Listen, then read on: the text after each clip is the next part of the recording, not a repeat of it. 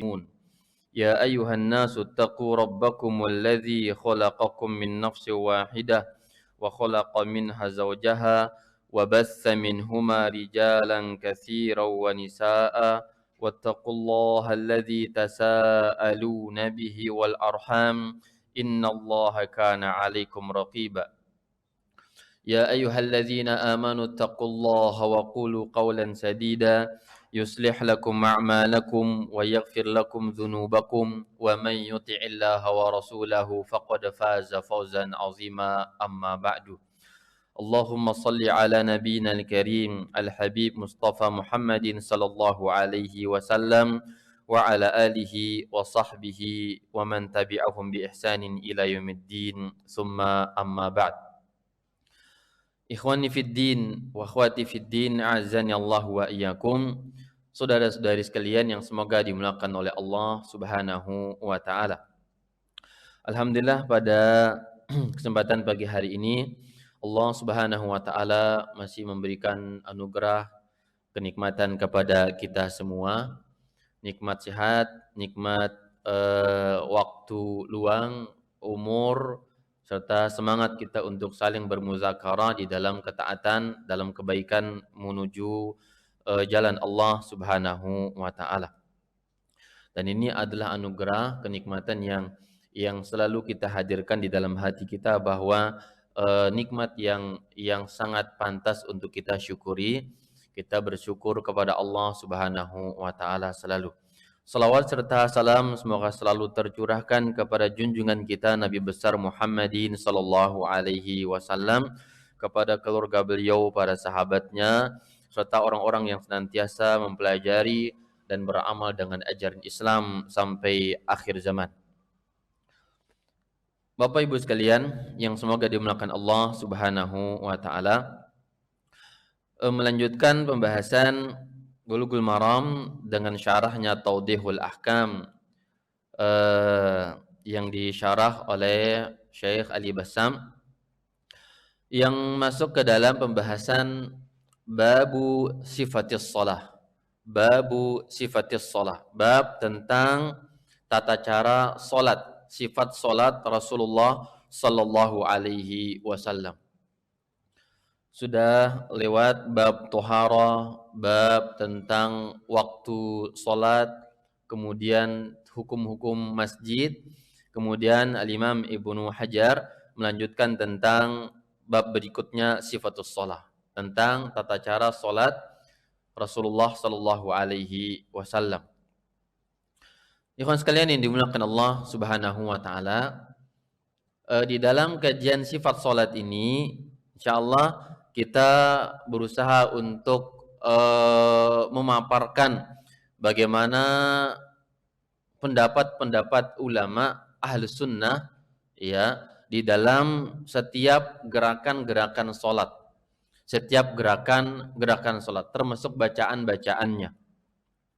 Yang kemudian dengan itu kita akan terbentuk ya wawasan yang cukup ya untuk menjadi bekal kita di dalam beribadah, juga bermuamalah, beribadah kepada Allah dengan dalil yang kuat, argumentasi yang kuat yang kita fahami, dan berikut juga kita harus memiliki sikap yang insaf, sikap yang adil, sikap yang toleransi kepada saudara kita yang berbeda pendapat dengan kita di dalam ranah fikih,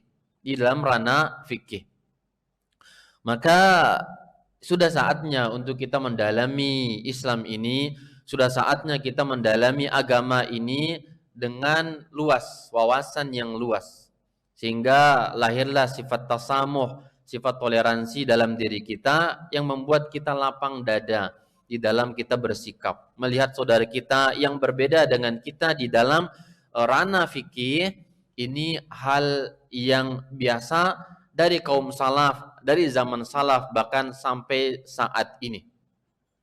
Dan jangan sampai kita terjatuh ke dalam kesalahan di dalam bersikap, ya ekstrim, gulu di dalam bersikap di dalam masalah fikih, yang sebenarnya Syekhul Islam Ibnu Taimiyah rahimahullahu taala, dan sebelum beliau Al-Imam Ibnu Abdul Bar di dalam At-Tamhidnya. Ibnu Taimiyah di dalam beberapa kitabnya mengatakan, jika Anda melihat di dalam masalah fikih ada dua pendapat dan Anda mengambil salah satunya, maka jangan Anda ingkari pendapat yang lainnya. Ini di dalam masalah fikih. Kita keluarkan masalah akidah, kita keluarkan masalah mauludan, masalah tahlilan, masalah kuburan dan seterusnya yang memang tidak ada mazhabnya. Namun di dalam masalah fikih kita harus bersikap adil, mengikuti dalil argumentasi yang kuat dan kokoh, sebagaimana juga kita harus berakhlak dengan akhlak salafus soleh di dalam hal ini. Maka semoga Allah memberikan kemudahan kepada kita untuk memahami dan memaparkan hal ini sesuai dengan apa yang kita temukan di dalam buku-buku para ulama kita. Berkata Al-Imam Ibnu Hajar Al-Asqalani rahimahullah, babu sifatis shalah. Babu sifatis shalah. As-salatu lughatan, salat secara bahasa artinya doa. Ya, salat secara bahasa artinya doa. Mungkin kita sering mendengar ya, ada kata salat, ada kata solawat, ya kan? Antum sering dengar solawat. Yang solawat itu adalah bentuk jamak dari kata solat. Solatun itu mufrad, tunggal. Ya, jamaknya solawatun. Solatun kemudian menjadi solawatun. Ya. Dan itu secara bahasa, secara ilmu sorof ya, nahu sorof ya, mufradnya solatun, kemudian jamaknya solawatun, dan memiliki banyak makna. Di antara maknanya adalah doa. Asal kata solat bermakna doa. Ya, maka dari sinilah ya kita ketika mendengar orang mengatakan solawat, solawatan, yang dimaksudkan dengan kata solawatan dalam makna umum dalam lisan-lisan kaum muslimin saat ini yaitu berdoa ya untuk Rasulullah Shallallahu Alaihi Wasallam dengan mengucapkan ya Allahumma salli ala Muhammadin wa ala ali Muhammad kama sallaita ala Ibrahim wa ala ali Ibrahim innaka Hamidum Majid, atau minimalnya Allahumma salli ala Muhammad. Itu solawat ya dalam bahasa kita. Bermaksud apa? Bersalawat untuk Rasulullah. Padahal itu bentuk jamak dari solatun. Sama dengan hal ini, hanya saja itu dibawa kepada makna bahasa. Ya, makna bahasa. Sebagaimana Allah mengatakan, ya, wasalli alaihim, tentang ketika Rasulullah Shallallahu Alaihi Wasallam menerima zakat, ya, zakat atau sedekah dari kaum muslimin, dianjurkan untuk mendoakan mereka. Khudh min amwalihim shadaqatan tutahiruhum biha wa tuzakkihim wa shalli alaihim. Ambillah harta zakat mereka yang menjadi pembersih dari dosa-dosa mereka dan mensucikan diri mereka. Kemudian shalli alaihim, salatlah untuk mereka. Ai ud'u lahum, doakan mereka. Doakan mereka. Ya.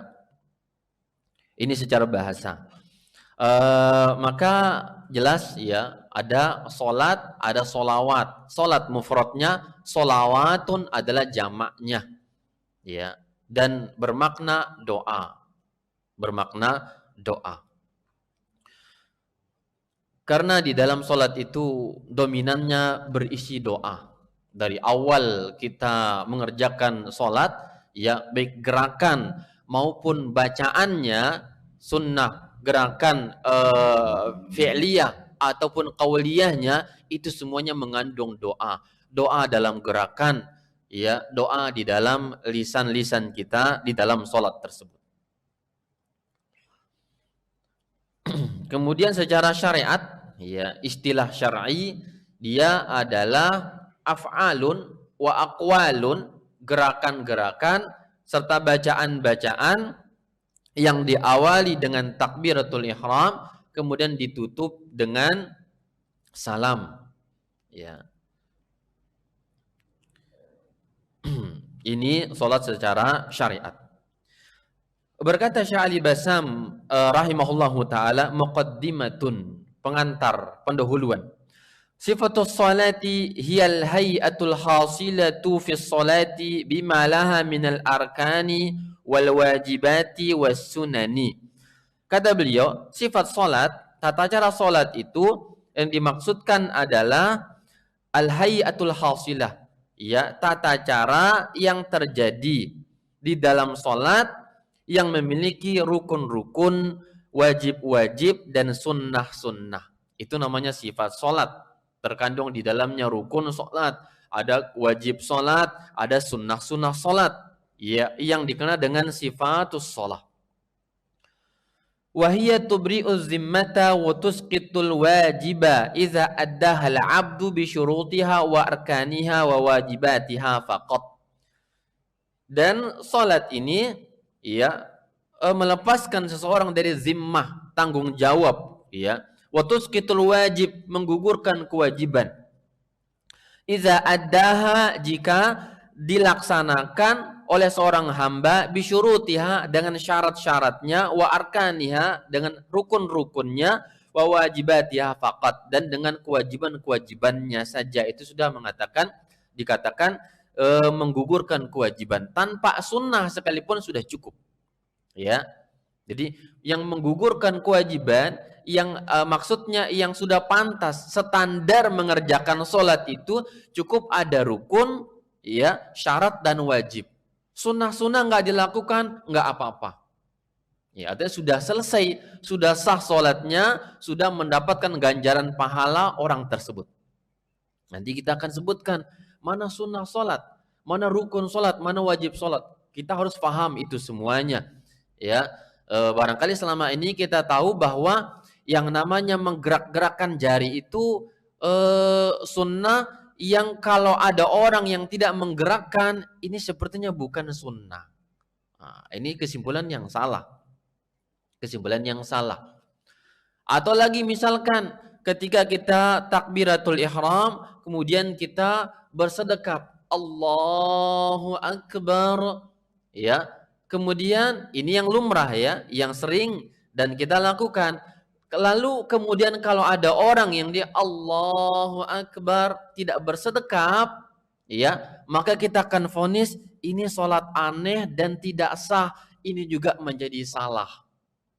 Nah, karena dalam pandangan ulama kita bersedekap di dada itu menurut jamahir ahli ilmi adalah sunnah sholat, bukan wajib atau bahkan bukan rukun sholat. Ini kita harus pahami, kita dalami terus, ikhwan, agama ini. Jangan terjebak di dalam sebuah faham, ya, atau cara beragama yang jumud, ya, atau gulu, menafikan yang ada atau mengadakan yang tidak ada. Salah dalam menghukumi dan seterusnya.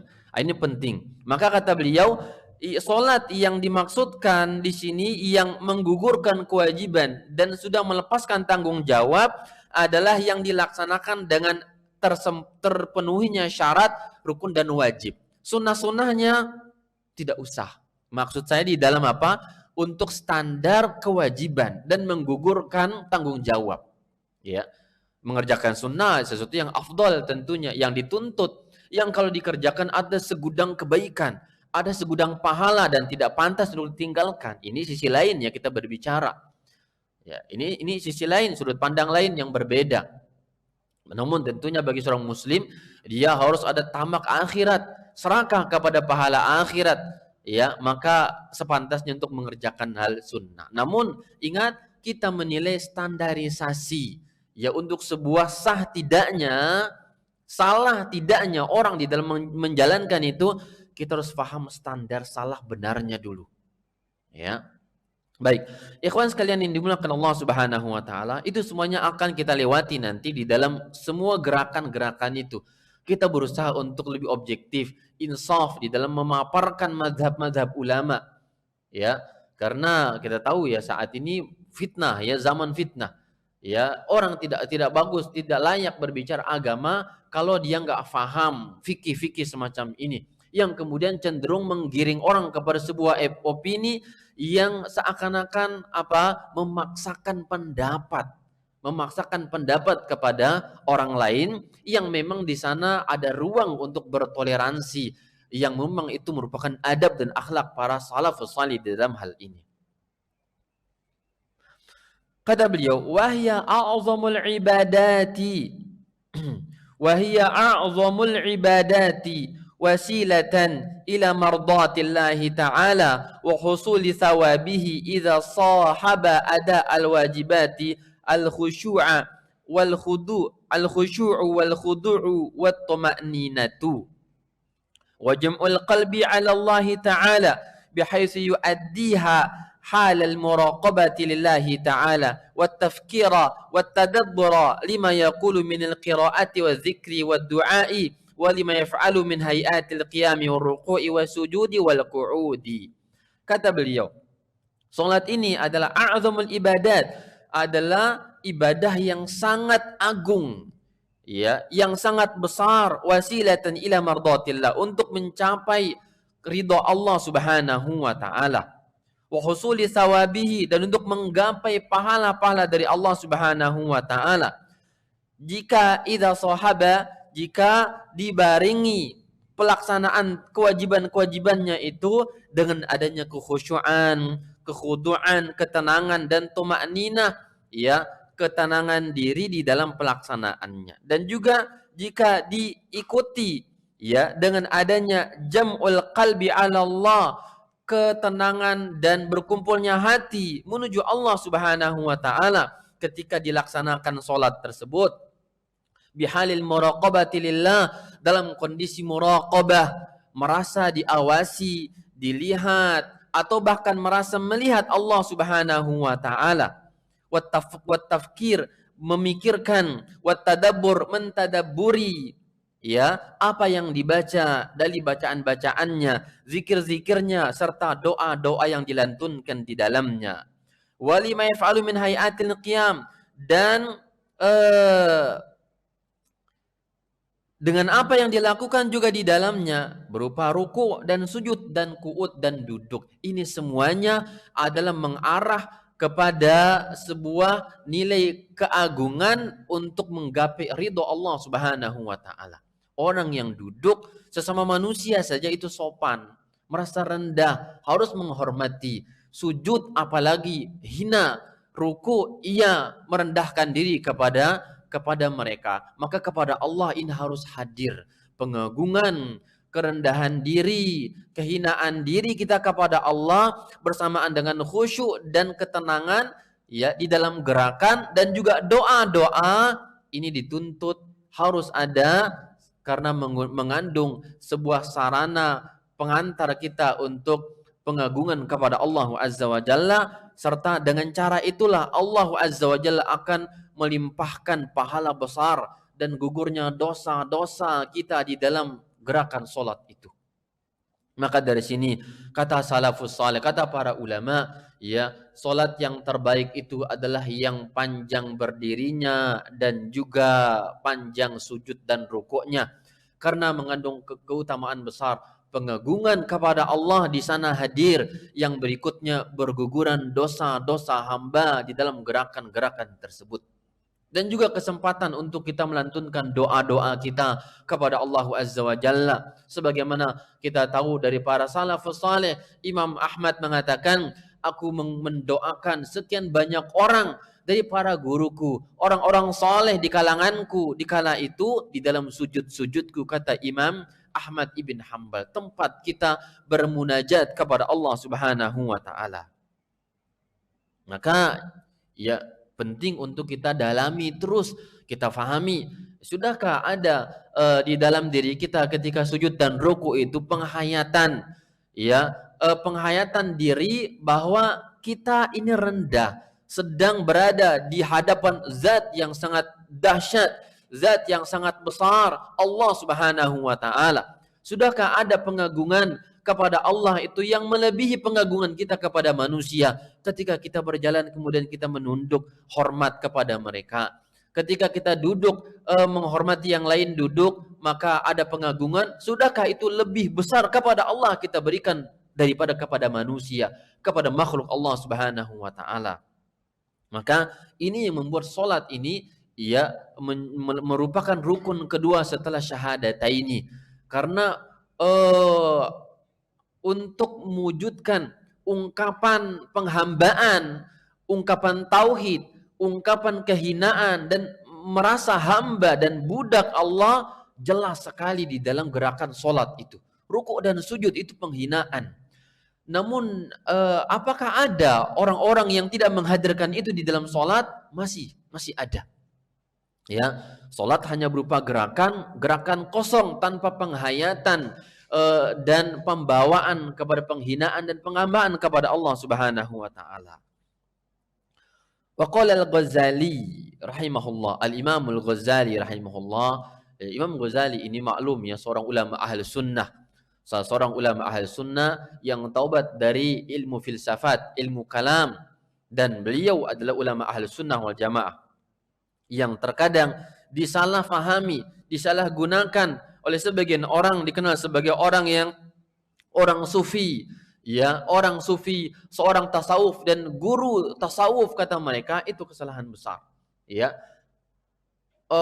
Atau barangkali dengan ungkapan sufi, ya, maka dibawa kepada makna ahlu sunnah. Dalam terminologi ahlu sunnah, oke, tidak masalah kita terima sebagai sekedar istilah. Adapun yang difahami sebagai sufi yang sudah sampai kepada derajat ma'rifatullah, yang tidak salat, yang gugur kewajiban ibadah, maka itu hayhat jauh ya dari apa yang mereka klaim daripada al-Imam al-Ghazali ini. Kata beliau, lan tusalli ayyuhal muslimu ila al-qiyami bi awamirillahi ta'ala illa bi muraqabati qalbika wa jawarihika fi lahazatika wa anfasika min hini tusbih ila hini tumsi. Ya, kata beliau, lan tasila ayyuhal muslim, wahai seorang muslim, engkau tidak akan sampai kepada sebuah derajat, ya, yaitu menjalankan perintah Allah Subhanahu wa taala kecuali dengan merasakan muraqabati qalbika, yaitu hati ini merasa diawasi oleh Allah Azza wa Jalla, wa jawarihika, dan juga anggota badan kita, fi lahazatika, di dalam detik-detik yang kita lalui, wa anfasika, dan nafas-nafas engkau, kata beliau, min hini tusbih, dari engkau berada di pagi hari, ila hini tumsi, sampai engkau berada di petang harinya. Jadi kata beliau, waktu-waktu yang kita lalui ini hendaklah merasa muraqabatullah. Setiap nafas yang kita keluarkan atau yang kita hirup, ya, dan waktu-waktu yang gerak-gerik yang ada ini, engkau tidak bisa menjalankan perintah dengan baik kecuali dengan cara itu. Harus ada merasa diawasi oleh Allah Azza wa Jalla dan dihadirkan di dalam hati kita berikut anggota badan kita. Fa'lam, ketahuilah, annallaha muttali'un ala dhamirika, ketahui Allah itu, ya, muttali'un, mengetahui, ala dhamirika, atas batinmu, musyarrifun ala zahirika wa batinika, yang selalu mengawasi zahir dan batinmu, wa muhitun bi jami'i khutuwatika wa khutaratika wa sairi sakanatika wa harakatika, dan yang menguasai seluruh gerakan-gerakan dan kekhawatiran pikiran-pikiran kita, wasairi sakanatika wa harakatika, dan semua seluk-beluk diam bergerak kita selalu dalam pengawasan Allah. Fata'addab, maka beradablah. Fi hadratil mulk al-malik al-jabbar, maka beradablah Anda, sopanlah, hadirkan adab kita fi hadratil malikil jabbar, di dalam menghayati atau ketika hadirnya raja yang sangat besar, yang sangat kuat, wajtahid, dan bersungguh-sungguhlah, alla yaraka haitsu nahaka, ya, bersungguh-sungguhlah untuk agar Allah tidak melihat engkau dalam hal-hal yang Allah telah larang engkau darinya. Jangan hadir dalam larangan Allah Azza wa Jalla. Wala yufqiduka haitsu amarak, dan Allah tidak merasa engkau hilang dalam perintah-perintah yang Allah perintahkan kepada Anda. Jangan absen dalam perintahnya, sebagaimana jangan pernah hadir muka dalam larangan Allah Subhanahu wa taala. Ini ungkapan-ungkapan takwa ya dan muraqabah yang disampaikan oleh Al-Imam Al-Ghazali rahimahullahu taala. Sehingga belum melanjutkan lagi ya fa inna ma yataqabbalu min salatika biqadri khusyu'ika wa khudu'ika. Maka Allah Subhanahu wa taala hanya akan menerima salatmu bergantung kadar khusyuk dan ke khudu', yaitu kepasrahan diri kita kepada Allah Azza wa Jalla. Fa'budhu fi salatika ka'annaka tarah. Ibadalah kepada Allah, sembahlah Allah dalam salatmu ka'annaka tarah, seperti Anda melihatnya. Fa illam takun tarah fa innahu yarak. Kalau Anda tidak mampu menghadirkan itu, ketahuilah Allah melihat Anda. Fa illam yahdur qalbuka wa lam taskun jawarihuka. Kalau hati belum mampu hadir, raga belum mampu tenang tunduk kepada Allah, fahadha liqusuri ma'arifatika bijalalillahi ta'ala. Maka hal ini sebabnya adalah karena keterbatasan pengetahuanmu tentang keagungan Allah Subhanahu wa taala. Fa'alij qalbaka, maka obati hatimu. Asahu an yahdur ma'aka salataka. Semoga dengan engkau obati hati tersebut, ya, dia bisa hadir bersamamu dalam salatmu tersebut. Fa innahu laisa laka min salatika, karena ketahuilah tidak ada bagian salatmu, pahala dari salatmu, illa ma aqalta minha, kecuali apa yang kau fahami dari salat-salat tersebut. Intaha kalamuhu rahimahullah. Selesai apa yang diungkapkan oleh Al-Imam Al-Ghazali rahimahullahu taala. Lihat apa yang beliau katakan, fa innahu laisa min salatika illa ma aqalta minha. Tidak ada bagian salat dari kita yang kita lakukan kecuali apa yang kita fahami dari salat itu. Ini ungkapan beliau.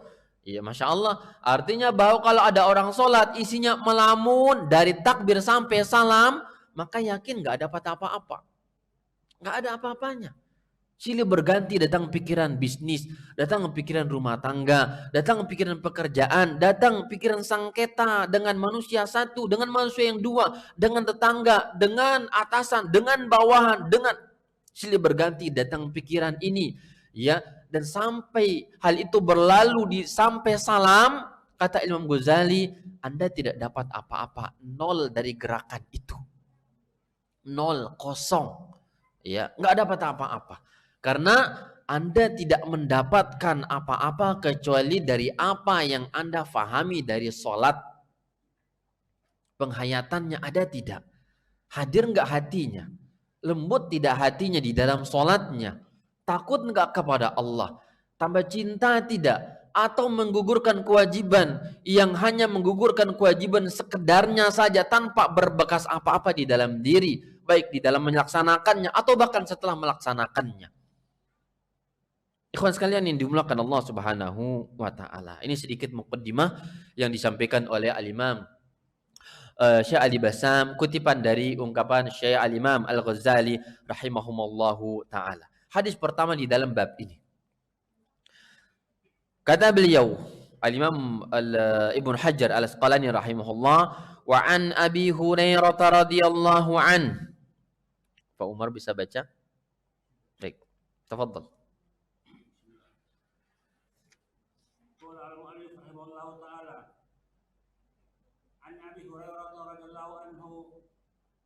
النبي صلى الله عليه وسلم قال صلى الله عليه وسلم إذا قمت إلى الصلاة فأسبغ الوضوء ثم استقبل القبلة فكبر ثم اقرأ ثم اقرأ ما تيسر معك من القرآن ثم اركع حتى تطمئن راكعا ثم ارفع حتى تعتدل قائما ثم اسجد حتى تطمئن ساجدا ثم ثم ارفع حتى تطمئن جالسا. Yakfi. Baik. Berkata beliau dari Abu Hurairah, semoga Allah meridai beliau, anna Nabiyya sallallahu alaihi wasallam qala, bahwasanya Rasulullah sallallahu alaihi wasallam bersabda, "Idza qumta ila sholati fa asbighil wudu." Jika Anda ingin salat, maka perbagusilah, sempurnakanlah wudunya dulu. Summastaqbilil qiblata fakabbir. Kemudian hadaplah kiblat, fakabbir. Ya, segera takbir. Summa qra' ma tayassara ma'aka minal Qur'an. Kemudian bacalah yang mudah bagimu dari ayat-ayat Al-Qur'an. Summa rka', kemudian rukuklah hatta tatma'inna raqiyan, sampai ada tuma'nina di dalam rukuknya. Summa rfa', kemudian bangkitlah hatta ta'tadila qa'iman, sampai berdiri tegak, lurus, i'tidal dalam kondisi berdirinya. Masjud, kemudian sujudlah hatta tatma'inna sajidan, sampai tenang di dalam sujudnya. Summarfa' hatta tatma'inna jalisan, kemudian duduklah, bangkitlah dari sujud menuju duduk sampai tenang, ada tuma'nina di dalam duduknya.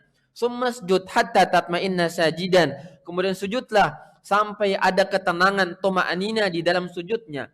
Summaf'al dzalika fi sholatika kulliha, kemudian lakukanlah hal itu pada semua solat kamu. Lakukan hal itu pada semua solat kamu. Pada potongan ini, akhrajahu sab'atu wa lafzu lil Bukhari. Ikhwan sekalian yang dimuliakan Allah Subhanahu wa taala, hadis Abu Hurairah ini yang Nabi sebutkan ini adalah hadis yang dikenal di dalam ilmu fikih dengan hadis musii'us shalah, orang yang salah dalam solatnya. Yang dahulu ada kisahnya. Ada salah seorang sahabat yang bernama Khalad ibn Rafi'. Khalad ibn Rafi' ini adalah salah seorang sahabat Ansar yang masuk Islam, ikut dalam perang Badar, ikut dalam perang Badar dan meninggal dunia, dan beliau hidup lama sampai Rasulullah meninggal dunia belum masih hidup. Apa kondisi beliau ini sampai datang cerita ini dan keluarlah hadis Rasulullah sallallahu alaihi wasallam dengan kasus beliau, disebutkan bahwa beliau ini masuk masjid. Dakhalal masjid fa shalla salatan ghaira mujzi'atin. Dia salat namun salatnya tidak sempurna. Terburu-buru dalam salatnya, ingin segera bersalaman dengan Rasulullah sallallahu alaihi wasallam. Beliau masuk masjid, kemudian tergesa-gesa dalam salat, ingin segera bertemu Rasulullah. Dia sudah menjalankan yang tepat. Tahiyatul masjid sudah oke. Masuk tahiyatul masjid baru bertemu dengan Rasulullah sallallahu alaihi wasallam. Namun dalam pelaksanaan salat beliau tergesa-gesa, terburu-buru. Maka wan nabi yanzur ilaihi, Nabi sallallahu alaihi wasallam melihat, memperhatikan salatnya. Falamma faragha, ketika selesai min salatihi, dari salatnya, jaa ila Nabi sallallahu alaihi wasallam, dia datang kepada Rasulullah, fasallama alaihi, kemudian beliau salam, faradda alaihi salam, Nabi jawab salamnya, summa qala, kemudian Nabi mengatakan, irji' fasalli fa innaka lam tusalli. Wahai Khalad ibn Rafi', irji', baliklah salat, ulangnya salatmu, fa innaka lam tusalli, karena Anda belum salat tadi. Lihat, faraja'a wa amila fi salati tsaniyah. Kemudian dia kembali lagi, ulang lagi salatnya yang kedua kali. Kama amila fi salatil ula, sebagaimana beliau lakukan pada gerakan pertama dengan gerakan terburu-buru, diulang lagi pada kondisi kedua kalinya. Summa ja'ila Nabi, kemudian datang kepada Rasulullah sallallahu alaihi wasallam dan salam kembali. Kemudian juga Nabi memberikan komentar yang sama. Irji' fa innaka lam tusalli. Ulangi salat, Anda belum salat, kata Rasulullah sallallahu alaihi wasallam. Salasa marratin, sampai 3 kali. 3 kali orang itu mengulang salat, Fa aqsama ar-rajulu annahu la yuhsin fi minas salati illa ma fa'al. Maka dia bersumpah, demi Allah ya Rasulullah, ini yang aku bisa dalam salat, yang lain enggak bisa. Solatku ini yang aku bisa ya Rasul. Berarti selama ini solatnya demikian sahabat. Mungkin saja difahami demikian. فعندما اشتاق إلى العلم وتهيأ لقبوله علمه النبي صلى الله عليه وسلم كيف يصلي كما جاء في الحديث. Kata beliau, maka ketika dia rindu ilmu salat, rindu tentang salatnya, maka dia mulai bertanya, ya Rasulullah, kalau begitu aku menyerah ya Rasul, aku angkat tangan, ajarkan aku sekarang bagaimana salat yang benar ya Rasulullah sallallahu alaihi wasallam. Maka Nabi sampaikan sebagaimana dalam hadis ini, jika engkau sholat, berdirilah, hadaplah kiblat, kemudian takbirlah. Ya, sebagaimana kita sebutkan di muka. Kita khawatir kalau Nabi ada di zaman kita, atau mungkin kita hidup di zaman Nabi, melihat cara sholat kita yang super cepatnya ini, super kilat, kelas eksekutif sholat. Ya, barangkali saja Rasul akan mengatakan, wahai orang Indonesia, ulang sholat antum. Ada yang sholat 23 rakaat dalam masa waktu 5 menit atau 2 menit, 3 menit. Kalau saja Rasulullah ada, Nabi akan mengatakan, wahai jamaah fulana, antum mengulang sholat antum. Ya, ulang lagi, 2 kali lagi, terus dan seterusnya. Nah, karena itu terulang dan seterusnya itu dengan gerakan yang tidak ada thama'ninah. Maka inilah Rasulullah ajarkan kepada para sahabat. Ada Nabi mengingkari orang-orang ini. Mengingkari orang-orang di kalangan sahabat yang sholatnya demikian. Dan hal ini pun bergulir ada terjadi di zaman kita. Masya Allah. Jadi sunnah Nabi, ajaran Islam ini adalah yang universal sifatnya. Artinya apa? Terjadi pada zaman itu pelanggarannya. Sebagaimana perintahnya, sebagaimana kebaikannya. Dan juga mungkin terjadi pada setiap generasi dan zaman, kebaikannya, pelanggarannya mirip di kala itu dengan ada yang di zaman kita saat ini. Dan Nabi ajarkan kepada orang tersebut. Apa kata Rasulullah? Idza qumta ila sholati fa asbighil wudu'lah terdahulu. Ya, wudu dulu. Ya, sumastaqbilil qiblata fakabbir. Hadaplah kiblat, kemudian takbirlah. Kalau masalah wudu sudah kita sebutkan di dalam babul wudu secara tuntas, khilaf-khilafnya, argumen-argumennya dan rajih sudah kita sebutkan. Ya. Kemudian di sini disebutkan menghadaplah kiblat fakabbir dan takbirlah. Fa ya di dalam bahasa Arab, fa ini di dalam ilmu bahasa menunjukkan makna apa? Atof, ya. Menyambung, alat sambung, ya. Biduni tarahi, tanpa ada jeda waktu. Ini makna fa.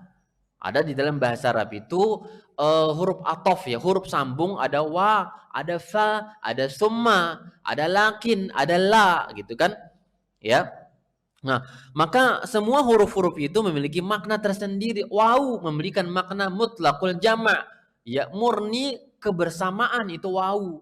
Kalau saya mengatakan dakhala Ahmadu wa Muhammadun wa Aliyun, Muhammad dan Ali dan Ahmad masuk masjid itu bersamaan dengan ungkapan wa. Mereka bersamaan datangnya. Ya, mutlaqul jama' memberikan makna mereka datang bersama-sama ke masjid. Tapi kalau dengan fa, dakhala Ahmadu fa Aliyun fa Ahmadu, masuk Ahmad, dakhala Muhammadun fa Ahmad, masuk Muhammad, yang diikutkan berikutnya langsung tanpa ada jeda, Ahmad masuk. Itu maksud fa. Maka di sini kata ulama menjadi dalil bahwa ketika orang itu berdiri, Nabi katakan berdiri menghadap kiblat, langsung fakabbir, langsung bertakbir. Artinya tidak ada jeda waktu untuk mengatakan usolli, sholaitu, atau usolli dan seterusnya itu. Walaupun kita akan sebutkan khilaf yang terjadi di kalangan para ulama. Lebih menghadirkan nilai insaf dan objektif di dalam hal ini. Ya, ini poin pertama di dalam sifatus shalah ini. Maka di dalam masalah kita kembali tidak dipaparkan di sini tentang gerakan pertama, ya, atau problem yang diperdebatkan oleh para ulama kita, yaitu apa hukum orang sholat berdiri kemudian lalu dia mengucapkan apa? Usolli, ya, fardhus subhi raq'ataini lillahi ma'muman lillahi ta'ala atau imaman lillahi ta'ala. Apa hukum hal semacam itu? Maka ya saya katakan bahwa di dalam memahami hal semacam ini terjadi khilaf di kalangan para ulama fikih. Yang ungkapan Ibnu Taimiyah tadi masuk ke dalam makna ini juga. Artinya kata ulama tidak boleh ada orang yang mengingkari orang lain dengan keras di dalam masalah fikih yang dikhilafiyahkan, dan memang ada kemungkinan dalil, ada ruang, ada kemungkinan untuk berargumen di dalam masalah itu. Ya. Kita tahu bahwa hal itu khilaf tajam di kalangan para ulama kita. Ya. Imam Malik mengatakan apa? Apa kata Imam Malik bin Anas rahimahullahu taala? At-talaffuzu ya bin niyati khilaful aula. Khilaful aula. Illa lil muwaswis fa innahu mandubun daf'an lil waswasah. Apa kata Imam Malik bin Anas? Kata beliau, melafalkan niat, menjaharkan niat, ini adalah khilaful aula, menyelisihi yang sepantasnya. Artinya nggak usah. Yang pantas itu nggak usah pakai lafaz niat. Imam Malik mengatakan, ya, maaf, Malikiyah, bukan Imam Malik, tapi penganut mazhab Malik, Imam Malik, pengikut mazhab Malik bin Anas rahimahullahu taala. Kata mereka demikian, innahu khilaful aula, bahwa melafalkan niat menurut pengikut Imam Malik bin Anas adalah menyelisihi yang sepantasnya. Ya. Wa dzalika li ghairil muwaswis, itu bagi orang yang tidak ada penyakit waswas. Ya. Adapun kata beliau, bagi orang yang terkena penyakit waswas, ini kata Imam Malik bin Anas, ya menurut pengikut mazhab Malikiyah, mazhab Malik, kata mereka bahwa jika ada orang yang kena waswas tadi, maka dianjurkan untuk menolak waswas di dalam sholat itu, dalam berniat, ya. Ini menurut Malikiyah. Sebelum itu saya katakan bahwa sepakat ulama bahwa niat itu tempatnya di hati. Sebagaimana juga dikutip oleh semua mazhab. Mereka mengatakan bahwa sepakat ulama kita mengatakan bahwa mahallun niyati fil qalb, tempat niat itu di dalam hati. Ini yang dikutip oleh semua mazhab. Al-Imam Asy-Syarbini di dalam kitabnya Al-Iqna' Syarah Matan Abi Syuja' juga mengatakan demikian. Ijma' ulama disepakati bahwa niat itu tempatnya di dalam hati. Ya. Tempatnya di dalam hati. Kemudian Imam Malik tadi mengatakan, namun apa? Terjadi perbedaan ya tentang hukum kesunahannya. Ya. Sepakat akan tempatnya di dalam hati. Dan dia sepakat bukan syarat sholat, bukan wajib sholat, bukan rukun sholat. Ini sepakat ulama dalam hal ini. Namun terjadi khilaf di kalangan mereka, apa hukum kesunahannya? Boleh enggak? Ya. Sunnah enggak? Dianjurkan tidak? Ini terjadi khilaf di kalangan mereka. Ya. Tadi apa? Imam Malik, penganut Malikiyah mengatakan apa? Ya. Khilaful aula. Melafalkan itu menyelisih yang sepantasnya. Kecuali bagi orang-orang yang terkena penyakit waswas. Bagaimana maksud waswas ini? Dia kadang ragu-ragu, waswas. Tadi sudah niat belum nih ya? Dia sudah takbir. Ini penyakitnya orang was-was ya. Sudah takbir Allahu Akbar. Teringat, dia sudah niat belum? Ya. Jangan-jangan niat ini sholat subuh atau sholat maghrib atau sholat yang lainnya. Lupa berniat dalam hati. Diulang lagi. Allahu Akbar. Allahu Akbar. Sampai berkali-kali, ini banyak dan ada kita melihatnya. Kata Imam Malik, penganut Malikiyah, orang semacam inilah orang yang dianjurkan untuk apa? Melafalkan niat agar lebih mantap dan yakin, dan untuk membuang penyakit waswasnya. Dia mengatakan apa? usolli, untuk meyakinkan sudah nggak ada waswas lagi, sudah berucap kok masih ada waswas, maka ucapkan usolli untuk apa? Membuang waswas itu. Ini pendapat ulama Malikiyah. Ya. Imam Syafi'i atau pendapat Syafi'iyah mengatakan apa? Sunnah, dia sunnah. Ya. Tentunya semuanya punya dalil. Apa dalil dari mazhab Syafi'i? Kata mereka agar niat hati ini lebih mantap yang dibarengi dengan ucapan lisan. Ini kata mereka. Ya. Baik ulama Syafi'i yang klasik maupun yang ada saat ini, itu dalil mereka. Jadi bukan bid'ah. Ya, ini sunnah, dianjurkan agar apa? Ya, agar hati ini lebih yakin yang dibarengi dengan ungkapan lisan. Ini dikutip dari ulama-ulama salaf di kalangan mazhab Syafi'iyah di dalam mazhab fikih. Ya. Nah, ini kan kita tarjihkan ya, kawan, akan kita tarjihkan. Di dalam mazhab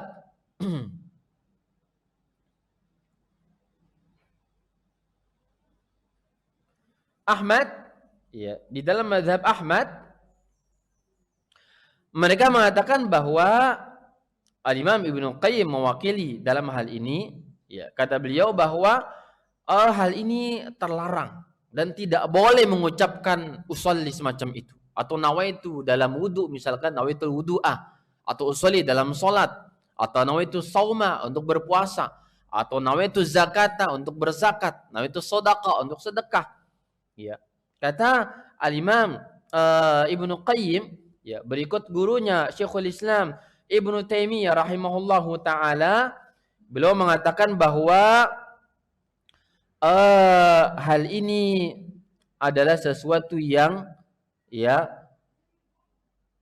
tidak layak untuk diucapkan. Kenapa? Orang yang mengucapkan itu dia kurang agama dan kurang akalnya. Ada kekurangan dari si agama dan juga akalnya. Ini keras ya ungkapan dari Syekhul Islam Taimiyah dan juga muridnya Ibnu Qayyim al-Jauziyah. Karena beliau mengatakan tidak disunnahkan oleh Imam Ahmad, tidak Rasulullah yang mensunnahkan. Tidak ada dalil kesunahannya bersamaan dengan rincian daripada gerakan sholat, bacaannya, kemana mata memandang, bagaimana berdirinya, tangan letak di mana, apa bacaan, bismillah atau tidaknya, ta'awuz atau tidaknya, itu semuanya gerakan yang zahir, ya, atau mungkin kurang zahir. Lalu kenapa usolli yang lebih zahir dari itu semuanya Nabi tidak jelaskan? Ini kata Syekhul Islam Taimiyah. Maka orang semacam itu, kata beliau, justru mengantarkan kepada penyakit waswas. Mengantarkan kepada penyakit waswas. Ya. Sehingga beliau mengatakan walau kana masyru'an la fa'alahu an-nabiy sallallahu alaihi wasallam.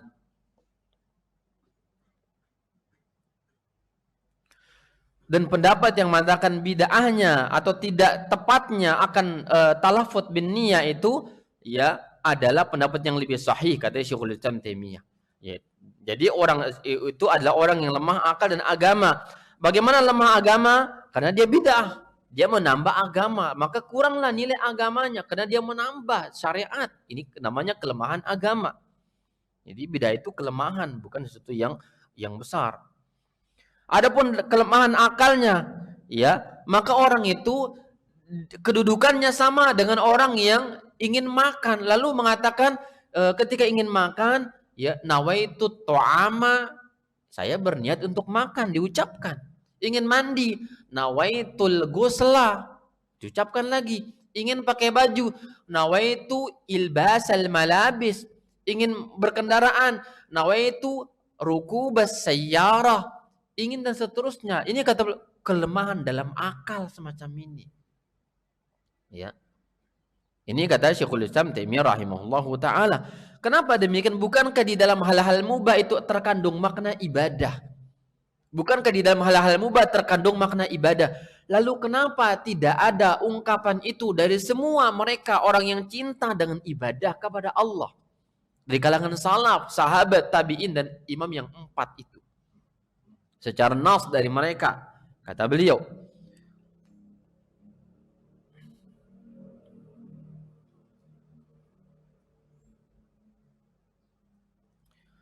Maka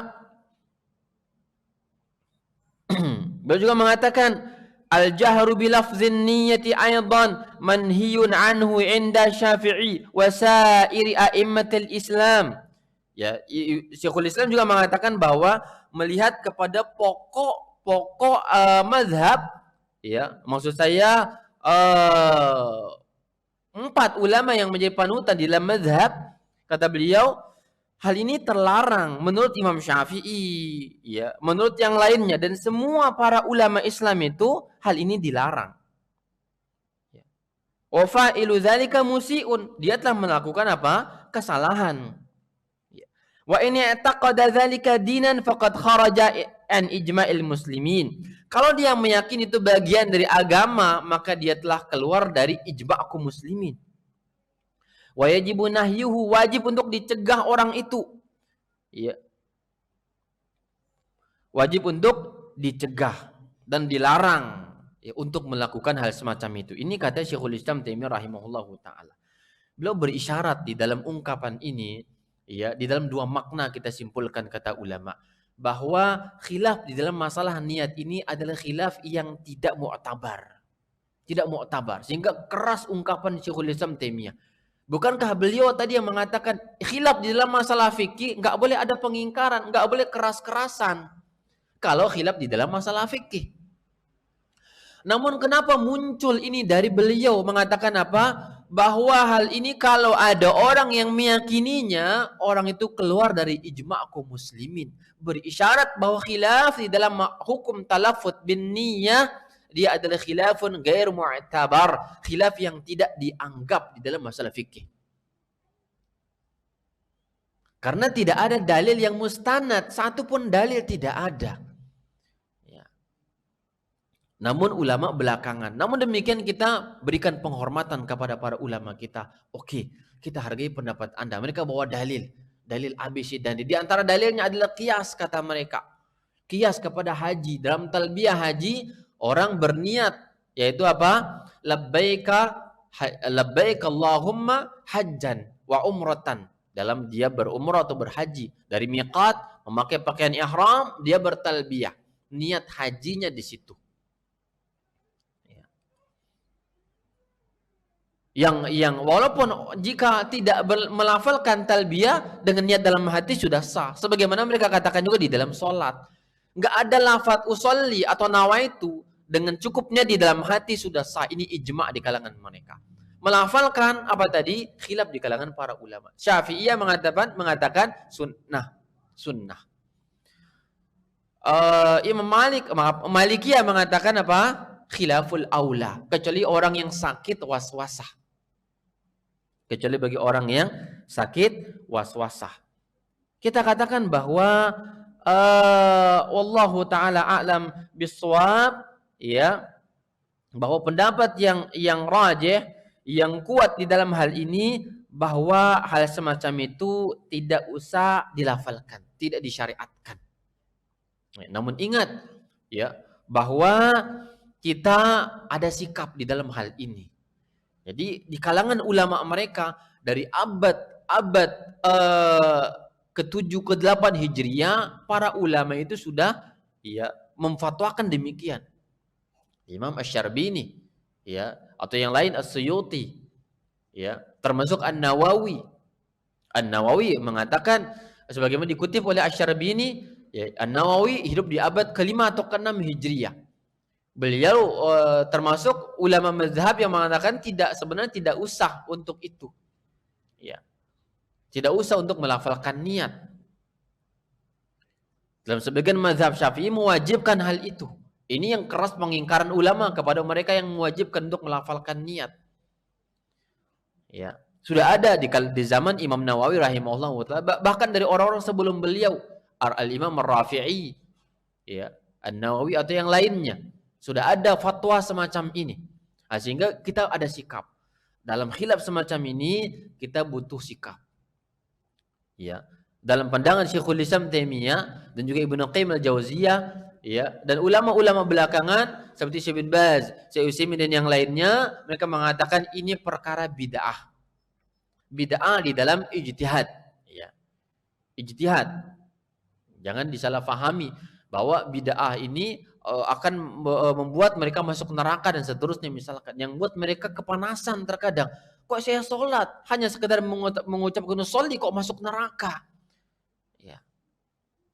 Maka kalau demikian, ya kata para ulama kita jaga bahasa kepada saudara kita kaum muslimin. Kalau berdebat, diskusi dingin, santai, dialog diskusi, oke, tidak mengapa, misalkan bawa dalil. Tapi sampai saat ini hal ini dibela oleh para ulama-ulama kibar, ulama ahli sunnah yang ada di Mesir, di Yordan dan sebagian tempat, ya, mereka melantunkan, menjaharkan niat semacam ini. Karena memang warisan dari para ulama klasiknya, yang nggak bisa dilepas. Sudah merupakan sunnatullah, berbeda demikian. Namun mereka ahli sunnah. Mereka lah orang-orang yang menerapkan sunnah. Namun dalam hal semacam ini, karena punya panutan ulama klasik yang salaf, lebih salaf daripada kita dalam panutan, dan itu jalur mereka beragama, maka sulit keluar dari itu. Bahkan menjadi agama bagi mereka. Yang mereka juga meyakini apa? Tidak wajib akan hal itu. Yang merupakan namun terjadi kesalahan di negara kita bahwa kalau ada orang sholat yang tidak mengucapkan itu, ini cacat sholat. Ini yang berlebihan. Ini yang berlebihan yang ada di saat ini. Karena kita dengar sendiri di kalangan kaum muslimin, awamnya atau yang lainnya, ya kata mereka melihat kita, mereka lah sholat, orang yang sholat tanpa niat mereka itu. Maksudnya apa? Tanpa menjaharkan, sehingga celah-celah dan mencela dan seterusnya. Ini sudah keluar batas, keluar jalur mazhab kalau sudah seperti itu. Ya. Jadi kita keras di dalam bersikap menafikannya, sebaliknya mereka keras kepada kita karena kita tidak mengucapkannya. Maka jalur tengah, fahami dalil-dalil yang ada bahasa kita kepada mereka sebagaimana mereka seharusnya mengenal akan dalil-dalil yang lainnya agar mereka tidak mencela dan seterusnya kepada kita. Ini sedikit tentang masalah ya melafalkan niat usolli dan semisal itu. Namun yang rajih kita katakan sebagaimana Syekhul Islam Ibnu Taimiyah mengatakan bahwa ya hal itu tidak ada di dalam buku-buku klasik pokok mazhab, tidak ditemukan hal itu. Namun ada belakangan ketika muncul pertanyaan orang yang was-was tadi, orang yang ini dan itu, takut lupa dan seterusnya, maka muncul fatwa, ijtihad dan ijtihad. Lalu kapan niat ini ada? Ya, Syekh Muhammad bin Shalih Al-Utsaimin mengatakan, kata beliau, niat itu cukup ya niatul fard. Niatul fard yaitu ketika masuk waktu niat cukup sudah. Sudah niat namanya. Artinya ketika antum dengar azan, apakah azan di handphone, di masjid, ya dengar, oh ini waktu sholat masuk. Ingin sholat, itu sudah niat. Itu sudah niat. Ini pendapat yang kuat. Syafi'iyah mengatakan bahwa niat itu harus muqtarinan bitakbir. Harus beriringan dengan takbir. Ya. Jadi kalau dari rumah dengar azan, ingin sholat itu belum niat menurut mazhab Syafi'i. Sampai kita datang ke masjid berdiri menghadap kiblat sebelum takbir dalam hati, yang kemudian diiringi dengan lisan, baru Anda dikatakan berniat dalam mazhab Syafi'i. Jelas ya, bisa difahami? Inilah maksud mereka bahwa disyaratkan niat itu muqtarinatan bi takbiratil ihram. Kalau tidak, maka tidak sah sholatnya. Jadi inilah asas tadi untuk mengucapkan, menjaharkan niat usolli dengan asas apa? Muqtarinatan tadi. Harus beriringan, kalau tidak enggak sah. Maka bagaimana untuk memperkuatkan akan hal itu, meyakinkan, diucapkan saja. Karena banyak orang di kalangan mereka yang terjatuh kepada perkara yang memberatkan diri mereka. Karena apa? Lupa untuk mengiringi ya niat dengan takbiratul ihram, maka harus mengulang Allahu Akbar. Lupa Allahu Akbar. Lupa lagi Allahu Akbar. Lupa dan seterusnya. Maka bagaimana untuk mengusir rasa was-was sebelum dan belum mengiringi niat dengan takbir tadi? Ya sudah, ucapkan saja, ini cara amannya. Jadi dibangunlah mazhab dari sebuah pokok dan usul, maka dibentuklah cara-cara yang lainnya yang dikenal dengan kebid'ahan tadi. Ini tempat berniat, ya. Tempat waktu berniat. Waktu berniat itu apa? Kata Syekh Muhammad, niyatul fard. Apa itu? Ketika masuk waktunya saja. Nggak usah diiringi. Kenapa kata beliau? Ini masyaqqah, berat ini. Dan nggak mungkin ada orang yang mampu demikian. Pantaslah mereka mengulang-ulang takbir. Karena lupa orang apakah sudah beriringan atau belum tadi ya. Apakah sudah ada atau belum tadi dan seterusnya. Berat, berat. Bahkan sebagian orang tuh stres dengan takbiratul ihramnya. Ya. Ikhwan fiddin yang dimuliakan Allah Subhanahu wa taala, ini persoalan pertama dalam salat, yaitu apa? Niat. Masalah niat. Dan itu yang kita sebutkan tadi yang rajih, ya. Wallahu taala a'lam bishawab, bahwa dia tidak usah dilafalkan, ya. Namun dengan penuh rasa toleransi dengan para ulama yang lain yang mengatakan demikian, bahwa inilah pendapat kami yang kita kutip, ya, dari para ulama klasik yang kita ambil yang disepakati oleh mereka, sebagaimana Asy-Syarbini mengatakan di dalam Al-Iqna'-nya, ya, dan beliau kutip dari Al-Imam An-Nawawi dan seterusnya, bahwa ijma'nya niat itu di hati. Ijma'nya itu di hati. Ini yang diijma'kan oleh para ulama. Khilafiyahnya di mana? Disunnahkan atau tidak ketika melafalkannya. Dan yang rajih tadi katakan apa? Ya, tidak ada syariat untuk melafalkan niat. Dengan penuh catatannya rasa toleransi kita kepada ahlu sunnah yang melafalkan akan hal tersebut. Dan ketahuilah, bukan standar sunnah atau bukan ahlu sunnah hanya sekedar melafalkan niat. Ini catatan penting bagi kita. Ya, jangan keluarkan orang dari ahlu sunnah hanya gara-gara melafalkan niat. Karena dia ada perkara bid'ah yang tidak melazimkan seseorang itu keluar dari dairatus sunnah, dari lingkaran ahlu sunnah wal jamaah. Karena ulama-ulama ahlu sunnah mengiyakan itu. Atau perdebatan yang mereka terima karena ada ruang berkhilaf, karena mereka ada dalil-dalil, kemungkinan dalil yang mereka fahami dalam hal itu, kata mereka. Wallahu taala a'lam bishawab. Ini yang dapat disampaikan, semoga bermanfaat kepada semuanya, ya.